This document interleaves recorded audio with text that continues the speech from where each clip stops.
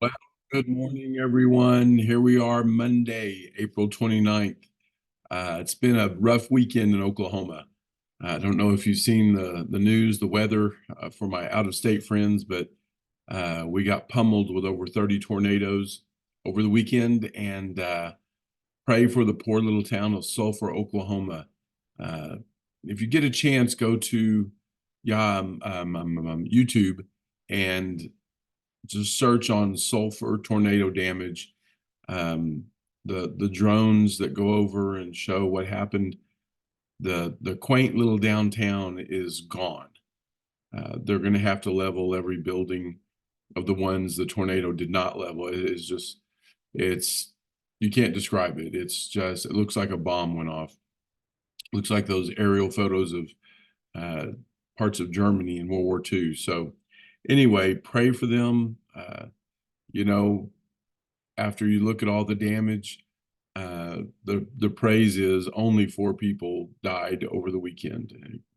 You know, decades ago, before storm tracking and sophisticated radar, there would have been a massive loss of life. So, um, on a brighter note, I hope your favorite NFL team did well in the draft.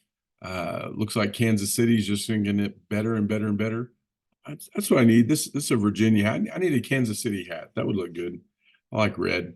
Okay, let's wrap up the temptations of Christ today.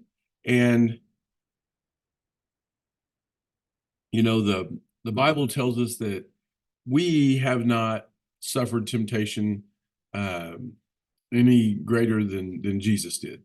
And there's been some stuff going around a long time, good stuff about the temptations, and sometimes it'll be called the 3 Ps of the temptations, like capital letter P, uh, and how Satan came at Jesus, how he comes at us.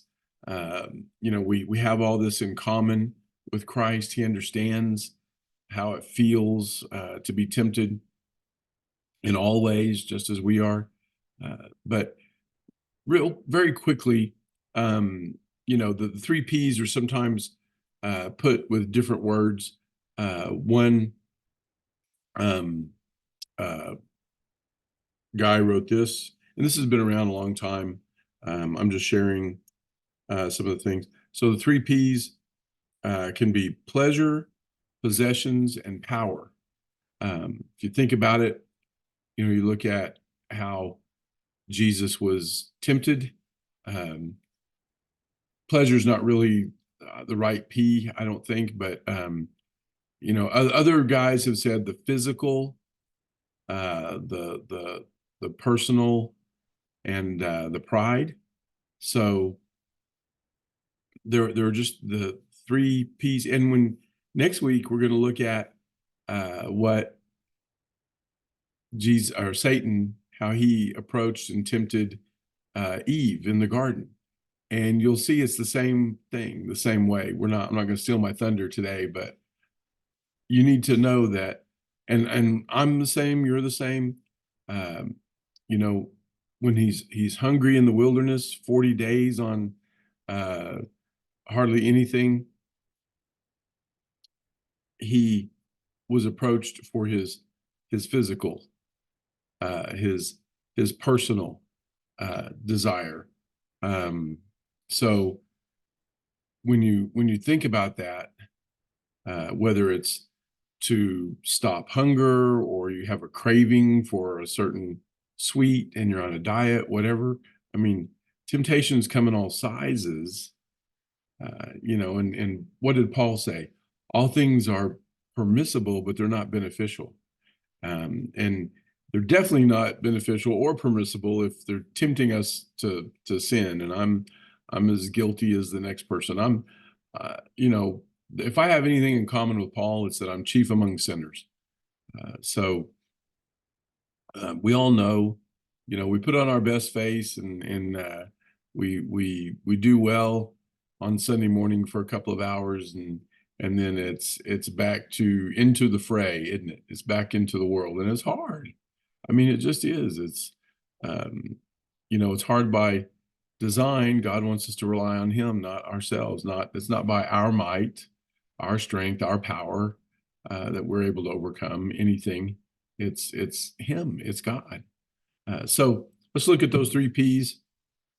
That first one, if you are the Son of God, turn these rocks into bread. He's tempting him by pride and the physical at the same time. And every time it's if you are the Son of God. So pride is there the whole time. Then he takes him up on the temple, and it's about his power. You know, if you're the Son of God, throw yourself down on these rocks because it has been written. So that physical one or that personal one is, you know, pretty easy to see that he's hungry. Man, have you ever wanted something really bad and Satan's like tempting you, take a shortcut, nobody will know, nobody will see. So it's, or yeah, to get ahead in the world, different things. But you've got the possessions one at the temple. I mean the power one at the temple. You know, demonstrate your power. Yeah, prove who you are. Come on. So there's that pride and that power involved there. How easy would it have been for Jesus to go?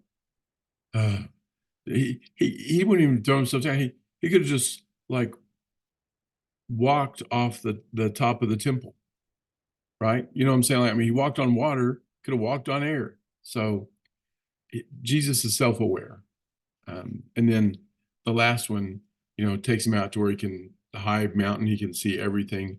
And he says, I'll give you all this if you'll just worship me. That, you know, possessions, that stuff, you know, the love of money is the root of all evil, the love of stuff, you know, there's an old joke, he who dies with the most toys wins. It's not true. Joy is not in accumulation. You know, the joy of the Lord is our strength. So anyway, those are 3 P's. You got the physical or the personal, the possessions, the power or the pride. So it's and personal and possessions might go together.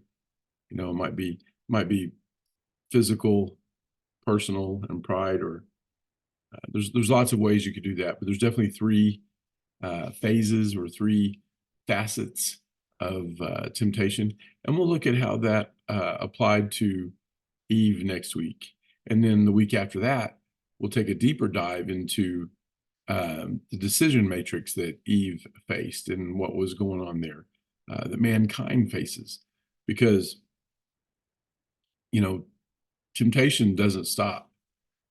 We came up with a saying in our senior adult ministry: if Satan's not nipping at your heels, then you're probably walking in the wrong direction. Let's say that again. If Satan's not nipping at your heels, you're probably walking in the wrong direction. So you want to be walking towards God, not away from him. All right, I'm gonna let you go. That's it today. You have a great day, and pray for Sulphur, Oklahoma. Pray for Holdenville, other communities that were impacted. Marietta, Oklahoma, down south. It was just a rough weekend, and pray for those weather guys. They need all the support they can get, because it is just almost impossible and unreasonable to expect them to see everything at the same time. All right. Love you guys. Have a great week, and we'll see you next Monday.